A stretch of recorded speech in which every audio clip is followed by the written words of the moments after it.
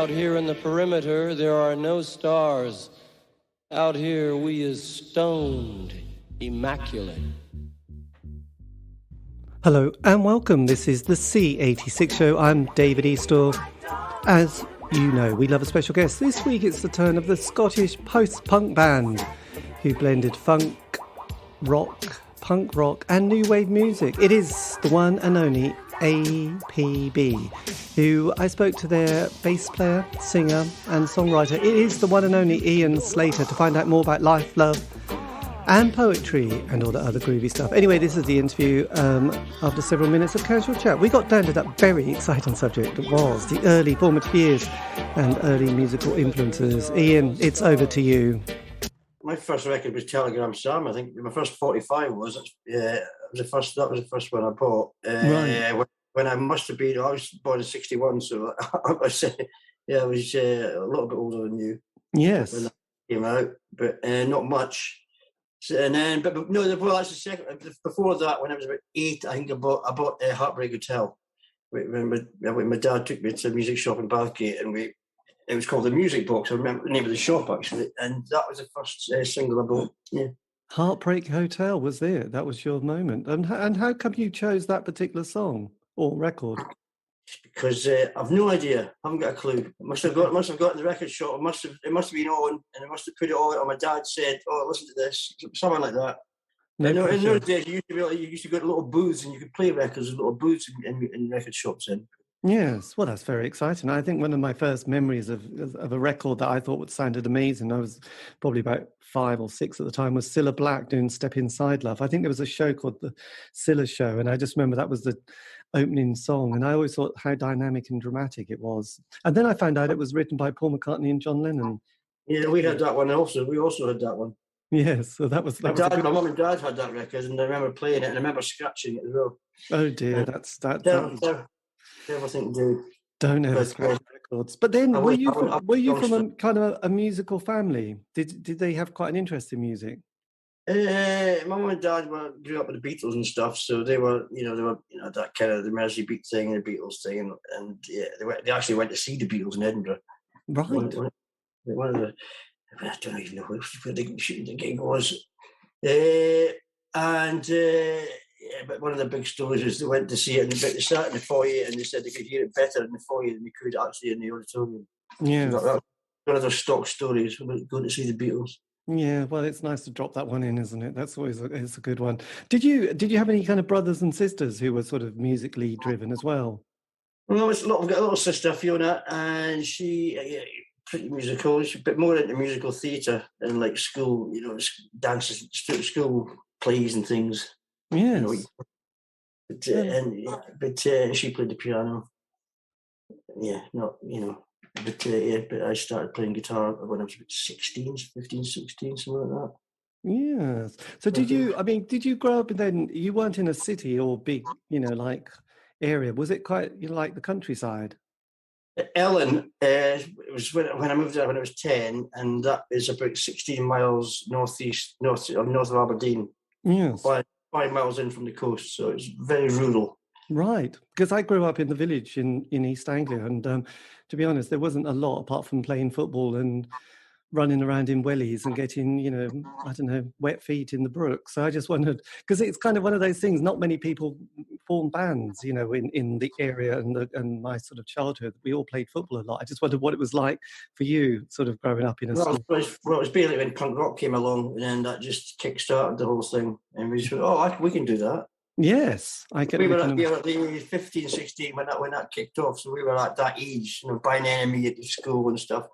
And by that time, I progressed from T-Rex to Led Zeppelin, Black Sabbath and stuff. And then punk rock happened, and then we were 15, 16, so it was like, whoa, this is different. Yes, absolutely. So how did you come across, or why did you decide to go for the bass guitar? I actually don't know. There was a couple of us, and we just decided you're going to get a guitar, and I'm going to get a bass guitar. And actually, at the school we were at, there was a one on the wall, and my dad was the headmaster, and I got to borrow the bass guitar from the music department. My God, it's still up on the wall, and It's still up on the wall in the Ellon Academy, by the way. Oh, Because I saw it in an Evelyn Glennie film that was on a couple of weeks ago. and you went. And she was 2 years below me, 3 years below me at school, and the percussion player, and she was doing a little interview in the music room in Ellon Academy, like this about 7 years ago, right enough. And it's back. It's still on the wall. That the guitar that I first played. Oh, that must have hit. You must have hit the pause button or the freeze frame button to say, "Look." I did, and I've got a picture. I did exactly that. Yeah, I did.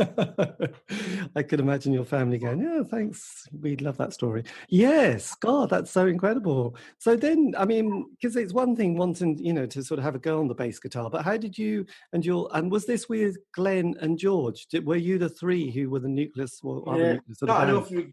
Started off in 79, 78, 79, 77 actually, with Glenn and the guy called Ian Patterson, but then that fizzled out and it became something else. Then it was George in about 79, early 79.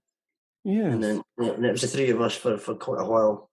And then it morphed, changed quite a lot. It did change an awful lot because you had a very distinct sound. So did you start going to a lot of punk gigs and rock gigs at this kind of period from 75 onward? What onwards? More like 77 onwards. Yeah, the first punk gig I went to was a Clash in January 78 at Aberdeen Music Hall, I think it was. Right, yeah. Nice.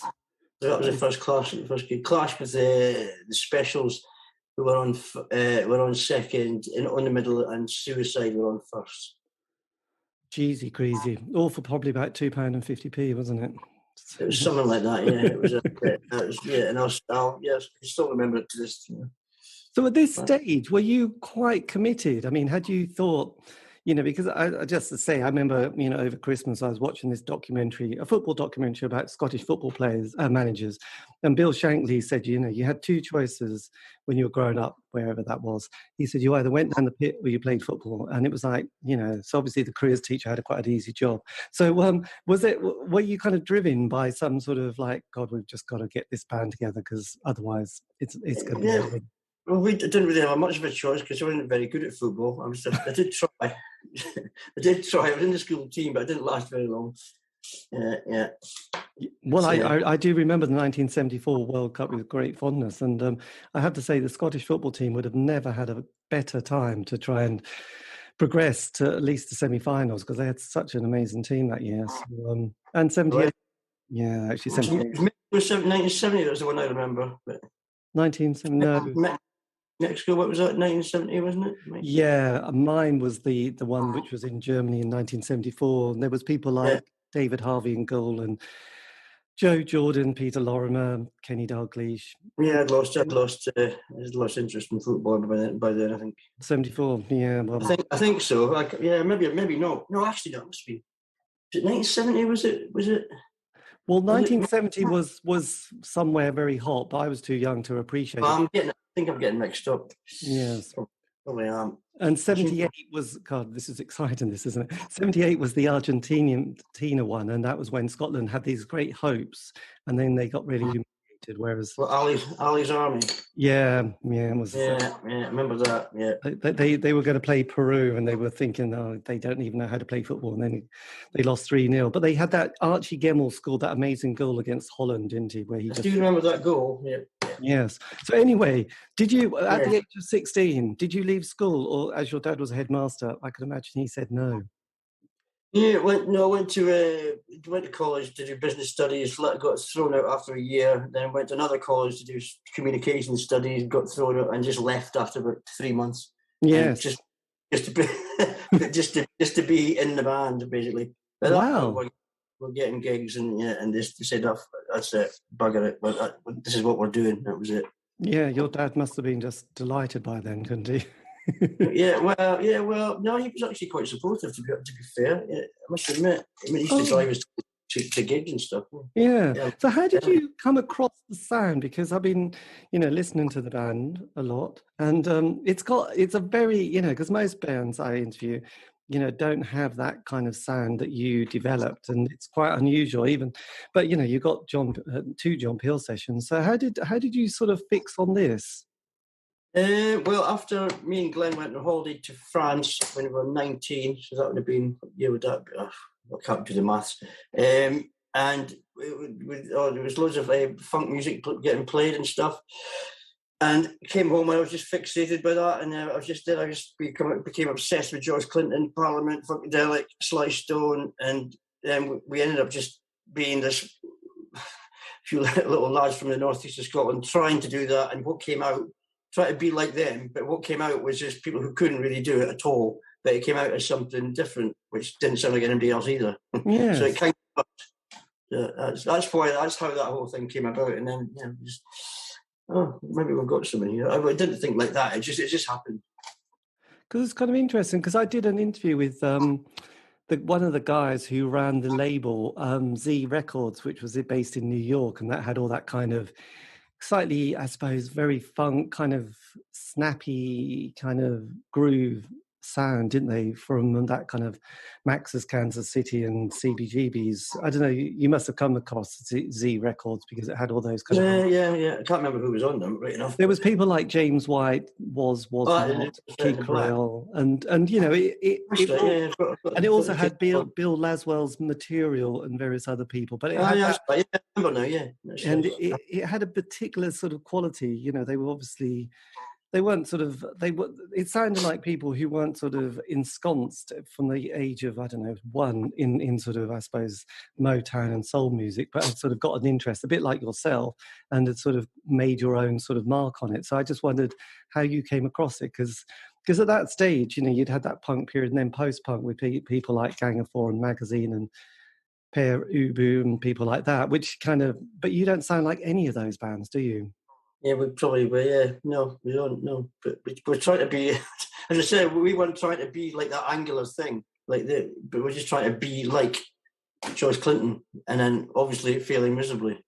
Yes, but at the same time, you obviously sort of hit some sort of gold dust there, because it was kind of interesting. Because 79, Thatcher gets in, so there's this kind of sudden wave of Conservative government, and then we had the Falkland crisis, and then Greenham Common, and then the miners' strike, and then various other things, Red Wedge at that stage, but that was a bit later. So did you, as with a lot of those indie bands I've interviewed, did you sort of do the Job Seekers Allowance, Enterprise Allowance schemes, or were you able to support yourself with gigs? No, we always signed on the dole all through that period, and because we never made enough money through the band to unqualify for it. That was, we're always qualified to be on the dole, to be signing on. Yeah. It was quite easy to do that, and because we lived in Ellon as well, we didn't even have to go to the job centre. We just sent in a declaration every couple of weeks, and they sent you a cheque. So yeah. But God, actually, I can remember that. Yes, because I lived in the countryside, and I had to you signed on little sort of, not a cheque, but some sort of, no, I haven't worked in 2 weeks. Don't worry about it. And then they sent you a little gyro, and then you went to the post office and cashed it. And then obviously you get some extra, you get 50 quid a gig for playing this students' union and stuff, and that would, yeah. Back then, and then it progressed from there. We got really big in Aberdeen as well, eventually.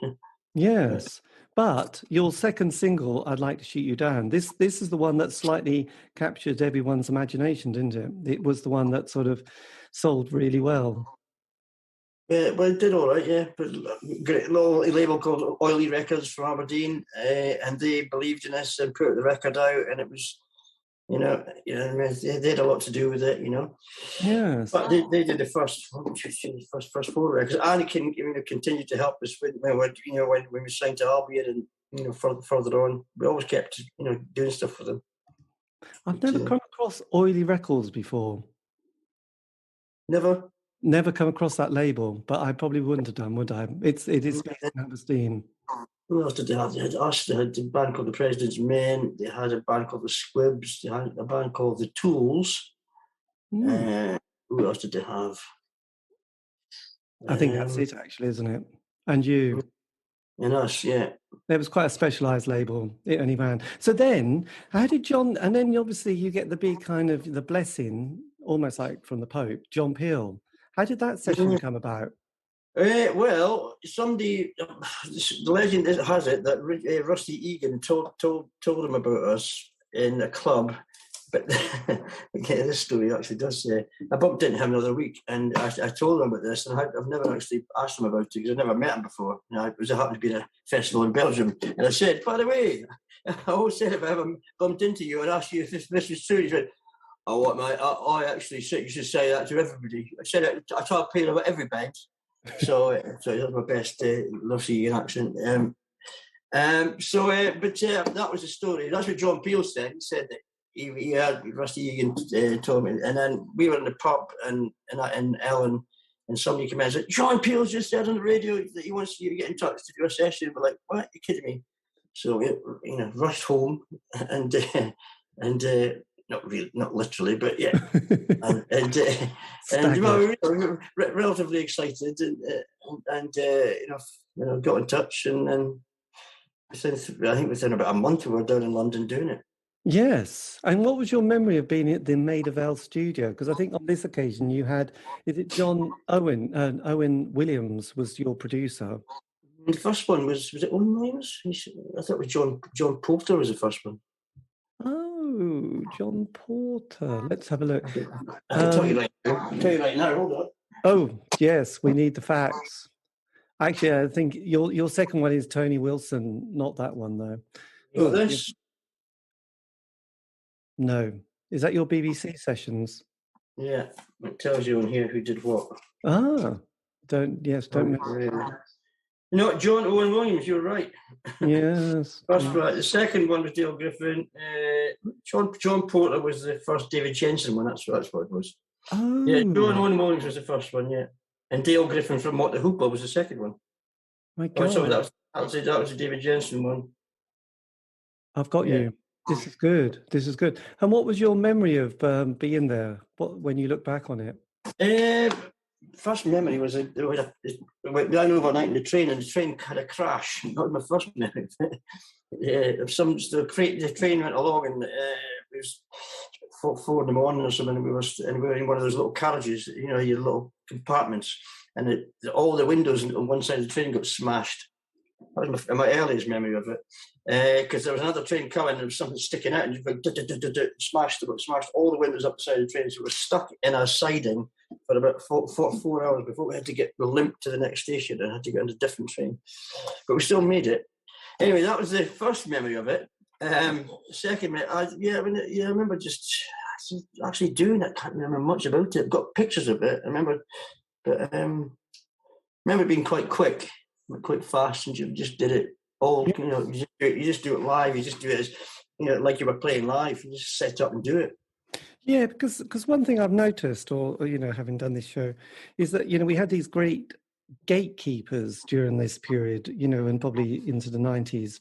I have no idea how it works now, but we had 3 music, weekly music papers. We had John Peel, Janice Long, Kid Jensen, and also every city and town in the UK had a small indie night of some description. So people, if they had a break, they could sort of at least take off and sort of play in front of people who weren't just their friends and family. Yeah, anybody else they could blackmail to see them. So did you sort of find the band took off quite quickly once you had got your sound and had got a single and a John Peel session? Not really. It was just because we hardly got any press at all. I didn't get any music press. So the Peel session did help a bit, and we managed to get. We got a London agent, and we did get some London gigs, but it was never big, never massive. We played Dingwalls, we played the Rock Garden, and we did loads of universities and stuff, but nothing massive. We never did a big, huge UK tour ever. Right, blimey. We did sporadic things, and maybe did 3 or 4 things together over a weekend and stuff, but we never ever did a big proper tour. God, that's a shame. It was American tours. There's loads of American ones. So how did the American market, nice fridge, how did the American market pick up on the band from Aberdeen? This is the $1 million question, isn't it? Well, it was through Oily Records sending loads of records, singles and stuff to a thing called Rockpool, which was based in New York, which was a radio promotion company, and they were sending it out, and Shoot You Down got big, and it just in an underground way in the clubs. DJ started playing it, Mark Kamen started playing it. Ivan started playing it. Danceteria, Mud Club, Mark Fortiatis. Just big underground DJs, and it just got big. It just grew and grew and grew, and it was big. It was a big, huge. We didn't even know it was big. Yes. Until suddenly a guy called Mark Bevan phoned us up, and he said, "But do you know you're getting played here?" We're like, not really. And he ended up being our manager for 10 years after that. And he had a tour set up for a Belgian band called Ali Ali, and they cancelled. And he went, "I've got this tour set up. Do you want to come and do it?" So we went, "Okay." And that was in '82, I think it was 82. Right. Yeah, late '82. Yeah, we'd already had about 2 singles out by then, 3 singles, 3 records out by then. Yeah. Yes, that's amazing. So when you went to New York, did you suddenly find that you were sort of kind of looked upon as some sort of cult superstars? Well, pretty much, yeah. It was very strange. Yeah, we're getting people that knew who we were. We turned up at clubs and stuff. Yeah, come in, and you go, big velvet rope treatment and stuff. Mental. Yes. So did you play at places like the Mud Club and Danceteria? And, First New York gig was Danceteria. Right. We sold out the Mud Club. That was about the year. That was the next tour. Loads of colleges, Hofstra. Early on, we did the Ritz 5 times. That was quite a big venue. Yes, I've seen sort of amazing clips of quite, just a lot of everyone played the Ritz, didn't they? So did your appeal sort of spread out of New York into other areas? It was mostly the sort of the New York area, the East Coast. We did do big couple of big tours, and went all around, but there was a lot of them weren't massively attended. LA was okay. Chicago was great. Philadelphia was okay, but Buffalo was all right. But Midwest, Minneapolis was okay actually for about a couple of years. Yes, I would imagine the Prince connection. Well, not the connection, but Prince is from there, isn't he? So. Yeah, we played First Avenue a couple of times actually. Where did you? What was that? We played First Avenue, Prince's place. First Avenue. They did Purple Rain. Played that a few times. My God, that's worth dropping into any conversation, isn't it? Yeah. What about Boston? Did you play Boston at all? Played Boston, yeah. Played in Spit a few times. Metro. Actually, Boston was good. There was a station called WFNX that used to play us there. In fact, that was one thing. It depended in those days. It depended on the catchment area of the radio station and which stations played you. Yes. In New York, it was WLIR. In Boston, it was FNX. Long Island, yeah. And I can't remember all the names of them, but yeah, it just depended on the catchment area, Yes. So as you were progressing and everything was going hunky dory, you then went, because I remember this label, because I was obsessed with John Peel, and I remember Sleeping Bag Records started bringing out some quite interesting dance stuff, and you signed to them in America, didn't you? And Albion Records in the UK. Well, Albion put out a lot of stuff. Put out a few. We did sign to Albion and Albion Publishing, but Sleeping Bag put out a one-off 12-inch. Right. What Kind of Girl? Yeah, and then ripped us off. Never paid us a penny. It was number 1 in the Billboard Club chart, and we never got a penny from that. They completely ripped us off. Yeah. Oh, I know, that's horrendous, actually. Yeah. So as the 80s progressed, and you were sort of because you have a good run here, don't you? You bring out sort of your first major album is Something to Believe in '85. By this stage, what was the sort of how was the band coping with you've been doing it for 5 years?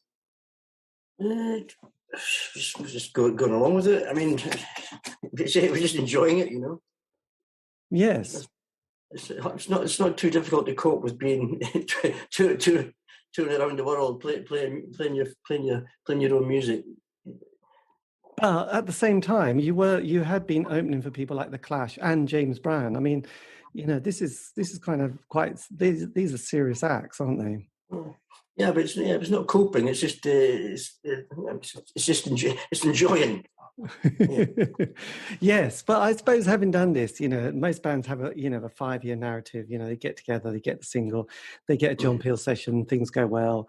The first album not too bad. Then it's kind of hard to keep that momentum on the second, third albums, especially when there's sometimes tricky management or lack of money. So I just wondered how you were sort of dealing as the 80s, because there's so many different tribes and different things that start kind of going on in each decade. And, I just wondered. Our New York fans are quite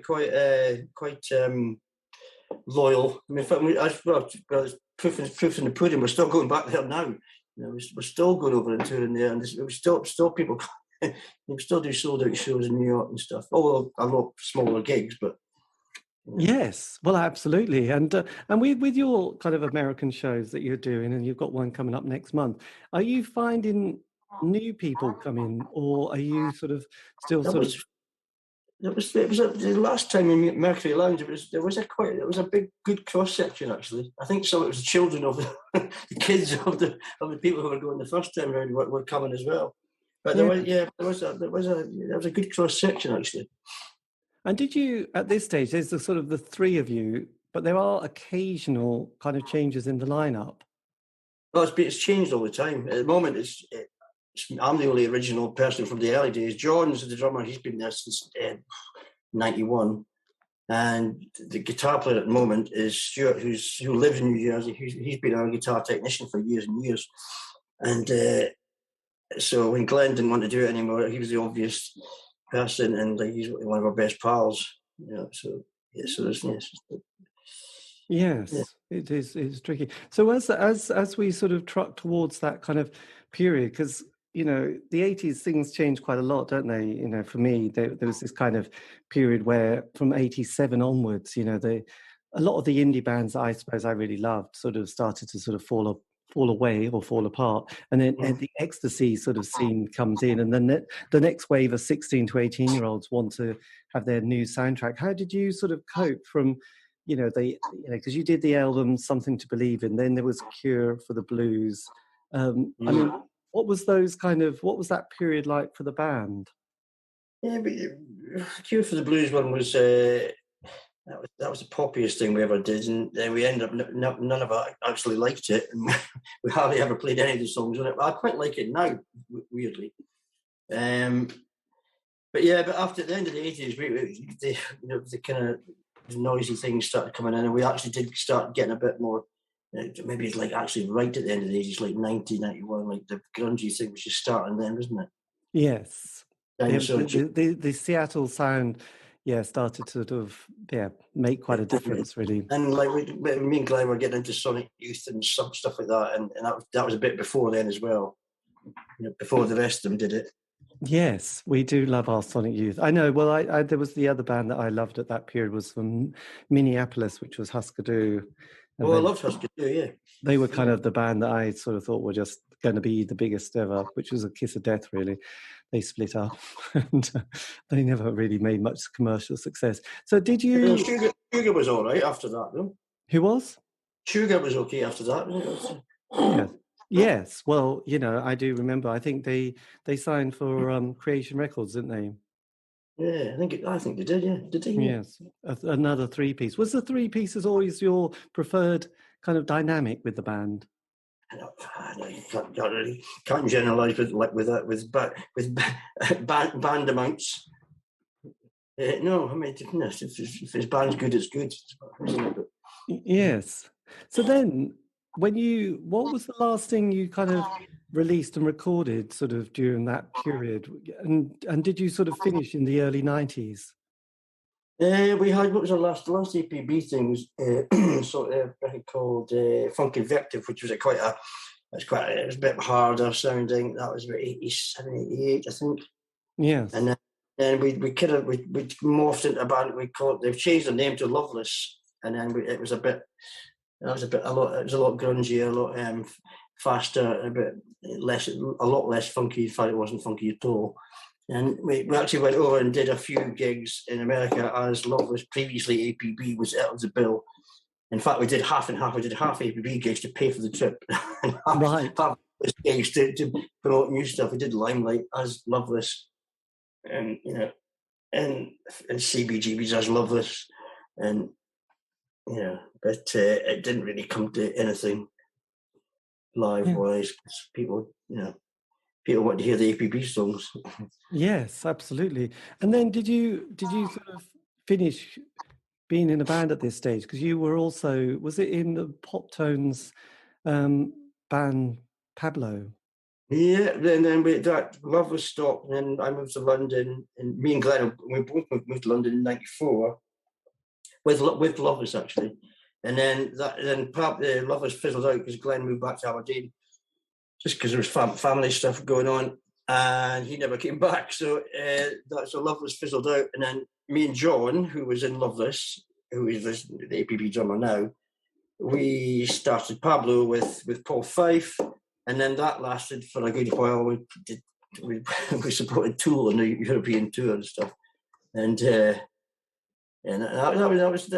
was good fun. But I had one album for Pop Tones, iMusic. Well, it ended up being on Music for Nations because Mr. McGee very kindly paid for it, and then he said just you guys have it because it would,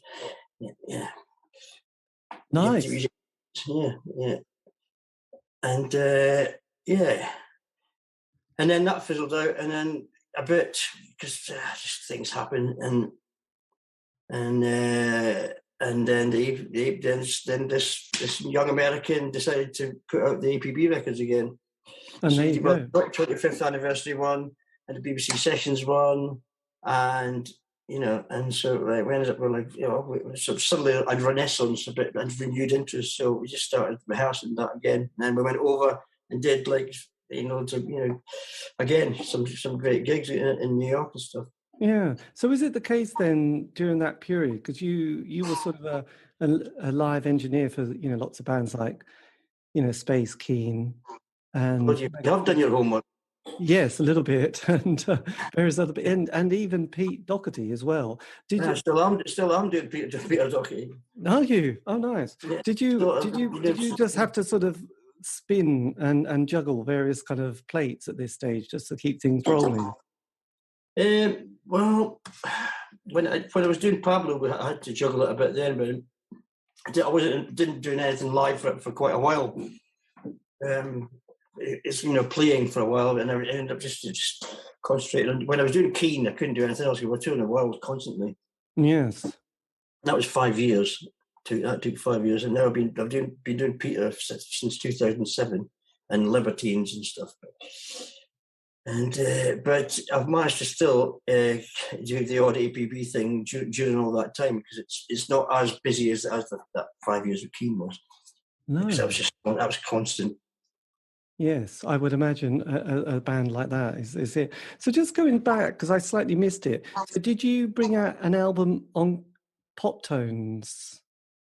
We had a single on Pop Tones, an EP, and then the album that Pop Tones paid for, it ended up coming out on Music for Nations. Right. Story of Love and Hate. Yes. Were you pleased with that? Yes, I still like that LP, yeah. Yes, well, nice one. It's a big, massive departure for APB, though, but yeah. Yeah, and so when you suddenly found somebody wanting to put all your material out again, who was it? What was the label that sort of came forward? Well, that was Young American Recordings, a guy called Josh Swade and Rocco. That was back in 2006, that was. But now, since then, the latest news is that nobody knows this yet. There's another label called Liberation Hall are going to put all the records out again next year. So they're putting all the things that were not available on CD, and putting all the things that weren't available on vinyl, and re-releasing all the vinyl also. So all the digital. So everything's going to come out again. That is good news. So does that mean that you've got kind of everything that you've recorded is going to be now? Going to have it archived and available. There's nothing that's kind of sitting. Pretty much. Well, that's the idea. There's a couple of EPs that we're going to have to somehow source so we can get the actual the original recordings to do it. But yeah, that is the plan. Fantastic. What was that label again? Liberation Hall. Liberation Hall. My God. So you do have a lot of dedicated fans, don't you, who was obsessed with the band? Hope so. You do. You'll find out next month, won't you, when you're playing live? Well, indeed, yeah. Well, I don't know how many tickets I've sold for New York so far, but yeah. Yes, absolutely. I mean, how have you managed to, because, you were saying you've been doing this since the sort of like 77, 78 period. We're up to 2022. I mean, how have you managed to keep that kind of enthusiasm? Because it's kind of a tough kind of industry to be in, and as a career. I don't care that much. I don't panic if it's not like massively, like successful or anything. It's just something that I can't do anything else. I don't know how to do anything else. Yes. And I've got another music business job to pay the bills. So it's not. There's no pressure. You know what I mean? No. And John, our drummer, he's a block party drum technician. So he's fine. Stuart's got a really good job over there. He's in about 3 bands in New Jersey. Right. So you do manage to. So how do you kind of manage to coordinate yourselves? Because you're all sort of spread around the place, which is quite different to how you started, in Aberdeen.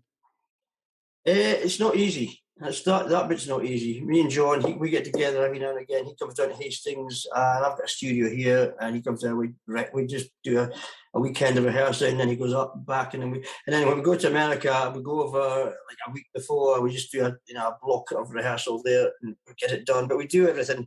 We work everything out on the just on Zoom or whatever, like this kind of thing. Yes, we've all grown to love Zoom, haven't we? So much. Yeah. But but it's because we know the songs that well, and because I've been playing them for so long that it's once you get back into the zone of doing it, it comes back pretty quickly. Yeah, it was quite interesting because I was asking Woody Woodmansey, with the David Bowie. He was in a musical group called Holy Holy with Tony Visconti. I think they've had a bit of an issue because he's not now in the band and they're touring. But he was saying that they only would get together like 2 days before the tour started and just whiz through the numbers and think, yeah, that's fine, we've done it. Let's start the tour, because they wouldn't, it wasn't worth the time, but certainly the money was the kind of factor. So I was quite surprised how quickly they did it. But I guess, you would rehearse individually. And our songs are not that difficult. Right. But especially if you know how to play them. And John is our drummer. I mean, he's a very good, he's a proper field drummer. He play anything. He's just an amazing drummer. The best drummer I've ever played with in my life. One of the best drummers I've ever seen in my life. Right. So it's like when you've got somebody that good, it's like it's easy. Yeah. He knows what I'm thinking. I know what he's thinking, and I can just look at him, and it's like synchronicity. So when you about 10 years ago, you brought out an album called Jaguar. Did you was this kind of material that you had started writing a few years before and felt? A lot of them were from really, really early APB stuff. Some of them were from that, and some of them were from Loveless songs, actually. Right. And also, but most of them were the outtakes from the 3 album, which I don't know if you've got that one. No. Okay, well, I'll get your address and I'll send you that. Oh. That's on CD, and that's my favourite album. What was that album? 3. Oh, I see. That came out on Red River Records. Yeah, that should be on Apple Music and stuff if you've got that. I don't actually. Yes, God. It's on Spotify. It is on Spotify. I'll show you that. Oh, okay. Let's get that evil capitalist thing going. That's what it looks like. I got you. Oh, let's have a look at your record. Nice. Oh, God, it's so shiny. John's artwork as well. George's artwork, sorry. Yeah, and so with your new lineup, is it kind of? Do you just kind of go with the breeze, so to speak? With sort of not sweating it too much because of not having the original members in the band. No, there's no point in sweating it, really. I'm not going to do a Prince Andrew, but that's very good, actually. I just. Yeah, I hadn't even thought of. I tried to block him in my mind, but he's just settled, isn't he? He has just settled, actually. Yeah, bastard. So innocent. You just had to still pay lots of millions. Just hope it's not my money. Anyway, look, thank God we don't live in a place called St Andrew and Prince Andrew's Close, because frankly I'd want to change it just for the postal system. Yeah, so look, if you could have said something to your 16, 18-year-old self starting out, is there any sort of words of wisdom or advice you'd have said, look, just do this or don't do that? I just wondered, because you've been doing this now for decades. No, I don't think so. I think it's just go with the flow and follow your instinct, whatever, and don't sweat too much about it. No, don't sweat. Well, if you do, put on some links. Did you? With that experience you had with Sleeping Bag Records, I mean, was it one of those ones you kind of, once you looked at it, thought, oh yes, I could see what happened? I just asked because I know this. It was JJ French from Twisted Sister. I mean, they sort of were huge in the 80s, massive. And then by the end of the 80s, they declared bankruptcy and went, yeah, we made some mistakes. Never mind. Yeah, I mean, that was something. Yeah, it didn't happen often to us, to be honest. We got stiffed there. We got stiffed at one gig in Long Island once. It was a mob-run little club, and they just refused to pay us. Oh. Said it was supposed to give us cash, but said no, we'll just give you a check, which bounced. And we never saw. Yes, I've been reading. There was a lot of mob-run venues. That's in the New York kind of area, wasn't there? Looking back, I should have worked that one out when they were taking us out. They were so nice before during the whole gig, and like, yeah, you guys come on, let's go show you the sights. And then after that, and it was completely packed, sold out. So they must have made a fortune. Yes, there you go. I know Twisted Sister, they had a little moment, and then they found all their the truck with all their equipment just got burnt out, and they went, so there was no one to turn to because everyone was just like, yeah, we're not getting involved. So yes, there you go. So with the band, do you still have kind of hopes, dreams of sort of recording any new material? Is there anything in the pipeline? I've been trying to get. I keep every time I'm on the phone to George, I say, like, "Well, just come down and let's do it." And but no, nobody else is that. None of the original chaps are that interested in doing it. So, but I still do stuff with John, and we've re-recorded some. We've re-recorded a version of "Shoot You Down." And actually, the reason for doing it was actually just as an exercise in playing it, and just getting the studio going as well, and a couple other songs, but we haven't actually spent enough time to do it yet. But it's all set up to do that. Yes. Just haven't done it yet. But we've got great plans to do it. But whether it will ever come, at our age, we're all getting on a bit. Yes, we are. I know. We just have to look after ourselves, wear sensible footwear, we'll be fine. Did you? It's a good idea. That's a top tip there. I know, I'm full of them. It's a top tip. Yeah. I mean, did you ever sort of come to Norwich and play any gigs here? Or I've been in UEA like not long ago, actually. I was in UEA not long ago. Who was that with? Oh no, it was with Libertines, yeah. But, the Libertines, right? So you're still touring with on your side hustle. Yeah, and it was UEA, but me and my friend Sally were laughing at the Norwich connection because we're big Alan Partridge fans. Yes, who isn't? That's we have our daily dose of Alan on his Instagram feed, which is a classic, actually. I know he's an inspiration to me. Yes, well, I can tell. I know, dear old Alan. Yes, I know. I can't believe he's been going. I do remember the first time I listened. Someone gave me a tape that they heard on Radio 4, and it was like, I think it was probably 1992 or 91, and it was like, God.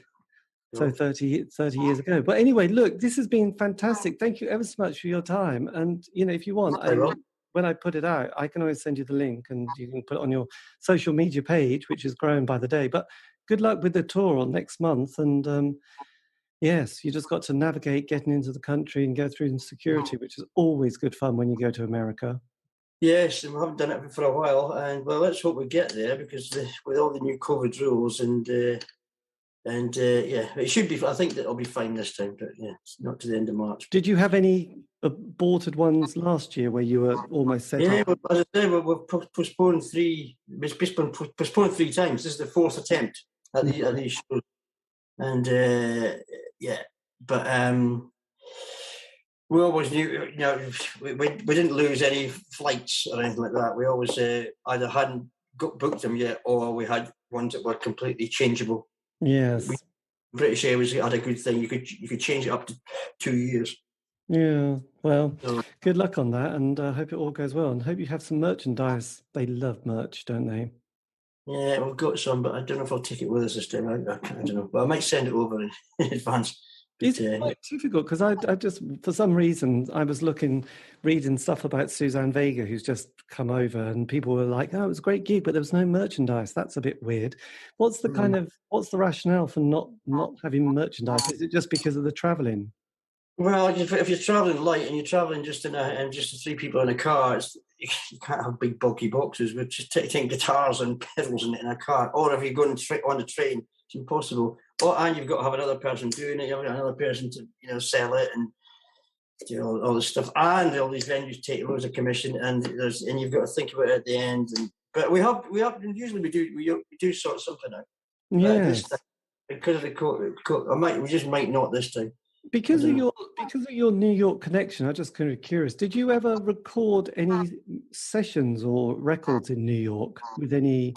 Yeah, we did. What Kind of Girl was recorded in New York. Funk Invective was recorded in New York. When I Feel This Way was recorded in New York. One Day was remixed in New York. Yeah. Because kind of last week I did an interview with a guy called Martin Bisi. BISI, and I mean he's got one of those kind of very cool studios that lots of people like Sonic Youth had worked in, and people from that kind of New York kind of not underground scene, punk scene. I didn't know if you'd ever been to his studio and did any recordings. Yeah, what's the studio called? Good question. I'm glad you answered that because I can't now remember, and I only spoke to him last week, but I could find it very quickly because New York, right a minute. There are hundreds of studios in New York. So. Yes, but I guess people like this one because it was set up with him and Brian Eno and Bill Laswell, and it was it was called BC Studio, and it was originally called OAO, Operation All Out Studio, but that doesn't ring a bell, does it? No, we did a couple of things at Plaza Sound, which is the 7th floor of Radio City. That was one day we mixed that there, and we recorded What Kind of Girl there, and we mixed that at a place called Secret Sound. And that was another one was mixed at Media Sound. And then the latter 2 records we did in Jersey City at a place called Phantom, something like that. But that was with Andy Wallace, who mixed the Nevermind album. He produced the last 2 records in there. Who he happened to be managed by our manager, which it helped to get him on board. But yes, I didn't see working with him. He liked it loud, that's for sure. Blimey, I'm glad you've got good earplugs because frankly you'd be deaf otherwise, wouldn't you? What was that? I said I'm glad you got good earplugs. No, I didn't. I'm a bit. Your sight's a bit terrible. No, it's not that great these days. I'm not surprised. Anyway, look, this has been fantastic. Well, thank you ever so much for your time. This has been good, and I'm just fingers crossed for next month and the reissues for next year. Well, thanks very much, David. It's been brilliant. And if you want to do something with George, I will get in touch with him. Oh yes, George as well. Yes, I would. That would be good. Interesting to see if he correlates his answers with mine. That'd be quite. You never know. I might be speaking rubbish. Yeah, I always found just on that point when there was sometimes I have a 3-way, and it's sometimes just difficult when people. Because we're all very polite now, so everyone goes, "Oh no, after you." Sorry, no. What were you going to say? And it's yeah. It just becomes a bit like, and it's nice. There isn't one person just saying, "Look, I'm just going to talk for 50 minutes," and no one's going to. Everyone's a bit more the opposite now. Everyone's going. Yeah, she just said. So anyway, so it's just easier and it's kind of nice. Anyway, look, it's lovely to meet you and keep in touch. I'll keep in touch. And regards to Alan McGee. Yes, indeed. Yeah, good. That was good. Anyway, thanks very much, and good. Have a good evening. Take care. See you. Thank you. Cheers. Bye. There you go. That's how to end a conversation or not. Anyway, look, I love keeping those bits in just for my own amusement. So there you go. If you liked them, good. If you didn't, I don't care. Anyway, look, a massive thank you to Iain Slater for giving me the time for that interview from APB, the band. As we mentioned, dates in America, March 2022. Do check them out on Facebook, Twitter, Instagram. I don't know, Facebook anyway. If you want to contact me for some reason, hopefully nice, but if it's not, don't bother. You can on Facebook, Twitter, Instagram. Just do C86 Show. Also, all these have been archived. You can find those on Spotify, I know, iTunes, Podbean. Do check it out if you're interested in 80s pop. And also there's quite a few about David Bowie as well. So fill your boots. It's all good stuff. Anyway, have a great week. Stay safe.